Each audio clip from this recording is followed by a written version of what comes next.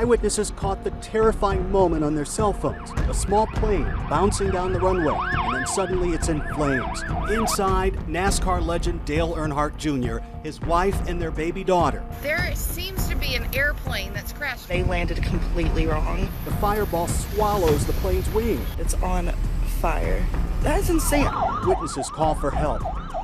It came out of the airfield through the fence and it is on fire.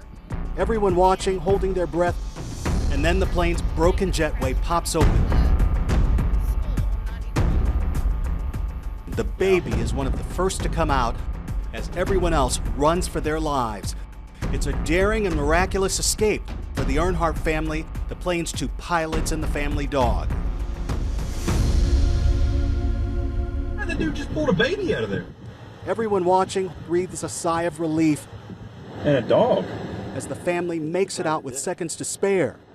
They were all alert and oriented, but EMS personnel did put Dale on a cot and take him to the hospital. I think that was just for precaution.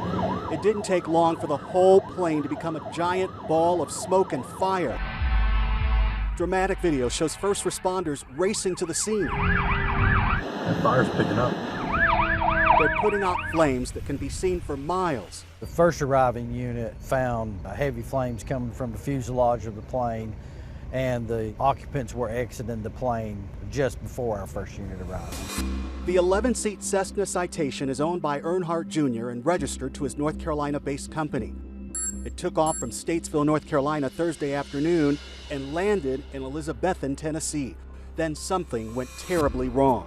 Authorities say that surveillance video they've collected from nearby businesses show the plane hitting the runway so hard the right landing gear was destroyed. The airplane basically bounced at least twice before coming down hard on the right main landing gear. The airplane continued down the runway, off to the end, through a fence, and it came to a stop behind me here on Highway 91. They're telling us that the plane could be here for 2 days while investigators do their work. I don't know if you can see it, but there's a fence that's wrapped around the body of that plane. That's the fence that the plane crashed through when it skidded off the runway. So the real question from investigators will be why, after the pilots knew that this landing was not going well on a perfectly nice day, they didn't just push the throttles up, take off again, come around and try the landing. Was it mechanical failure or was it poor pilot judgment? The plane's voice data recorder is being sent to Washington to be analyzed. The NTSB says they've talked to both the Earnhardt family and the two pilots. Earnhardt's sister Kelly tweeted shortly after the crash that everyone is safe.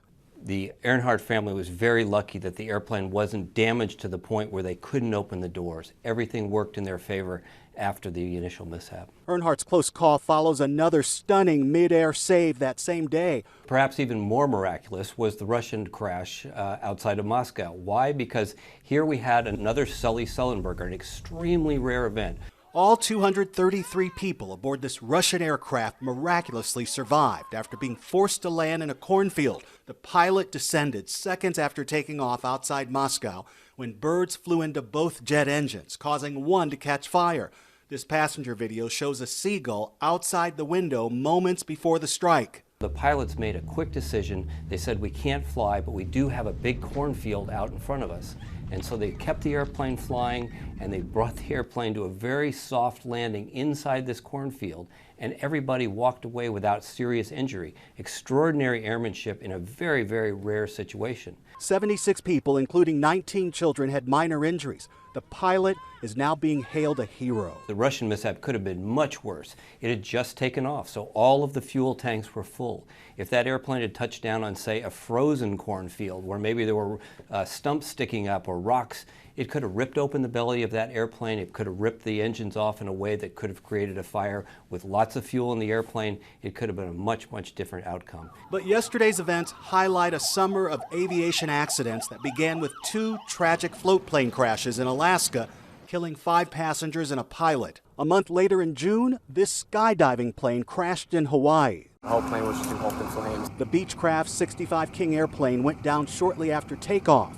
Assist Battalion 4, Battalion 5 with a downed aircraft near Mokuleia Beach Park.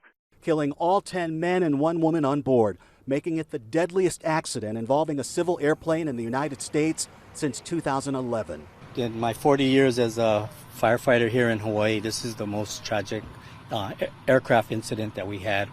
This isn't the first time this plane has had trouble. This harrowing video from 2016 shows the plane packed with skydivers forced to bail out during the emergency.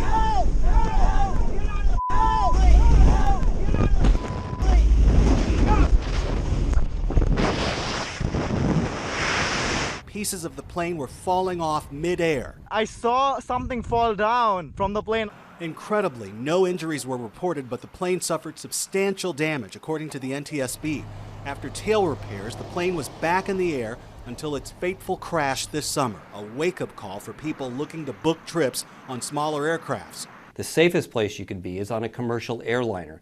Anytime you get on some other kind of an airplane, whether it's a skydiving airplane or an excursion helicopter, a charter business jet, or a private aircraft, they are much, much more likely, more dangerous, many times more likely to have a mishap. Back in Tennessee, investigators continue sifting through the wreckage. We're going to be releasing a preliminary report in about 7 days. These are some of the things left behind in the rush: a child's seat and other signs of what should have been an enjoyable start to the weekend. Earnhardt, who now works as an NBC Sports analyst, was supposed to appear at a race this weekend. In a statement, NBC Sports says he is taking the weekend off to be with his family. For Earnhardt Jr., the accident isn't his family's first brush with death. The third-generation NASCAR driver comes from a family of daredevils. He's won 26 races, including the Daytona 500 twice. His legendary father, Dale Earnhardt Sr., died in 2001 after crashing in the final lap of the Daytona 500. Earnhardt Jr. continued racing for years after his dad's death. While semi-retired now, he was scheduled to return to the track for a race at the end of the month.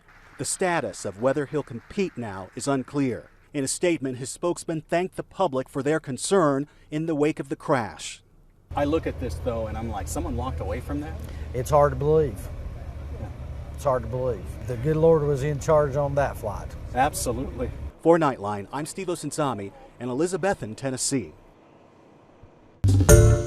Hi everyone, George Stephanopoulos here. Thanks for checking out the ABC News YouTube channel. If you'd like to get more videos, show highlights, and watch live event coverage, click on the right over here to subscribe to our channel, and don't forget to download the ABC News app for breaking news alerts. Thanks for watching.